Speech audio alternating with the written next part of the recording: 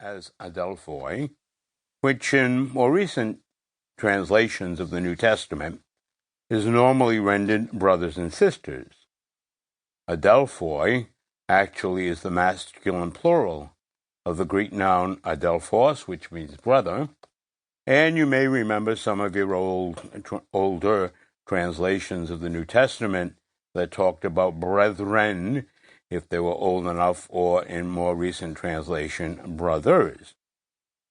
But Scripture scholars, New Testament scholars in particular, have become increasingly aware of two things. First of all, that Paul's congregations were not exclusively made up of men. They had a number of women, and within these congregations, women sometimes played a very important and significant role. The second thing they become aware of is that for centuries before Paul, adelphoi, so literally brothers, was a language that was used by people who addressed public assemblies, even in public assemblies in which there were both men and women, for centuries before Paul. And Paul has simply adapted that convention. So Paul uses the language of brothers and sisters, adelphoi, as his way of addressing the community. But there is more to this language than simply, a typical social convention.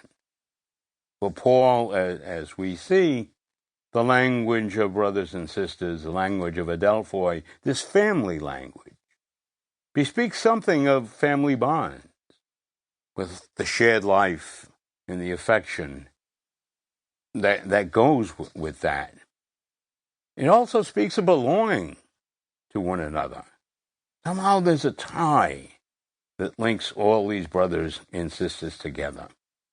So when Paul is addressing himself to his brothers and sisters, that is to say the church at Thessalonica, he is evoking their common experience and the bonds of love and affection that bind him and his companions to them. I say him and his companions because you notice that Paul speaks in the plural. He says, for a short time, we were made orphans.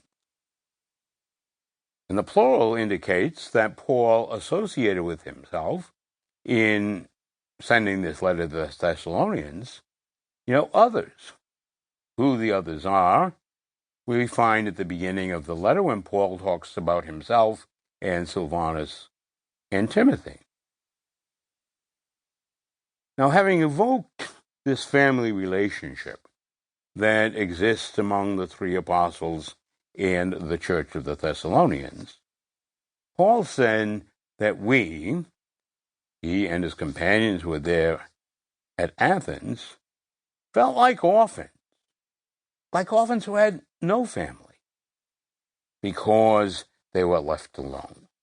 And he said, we wanted to go to you. We wanted to go to you, because we regret being separated from you. Separated at least, in person, as he says, in personal presence, even though not in heart. And we long with great eagerness to see you face to face. We wanted to come to you. And then all of a sudden, Paul kicks into the singular, as if he's describing, his own personal experience.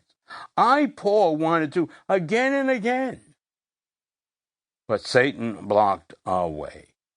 We don't know how Satan blocked our way, but Paul considered Satan, that legendary figure of Jewish tradition, who was just constantly, foiling, or attempting at least, to foil God's plans.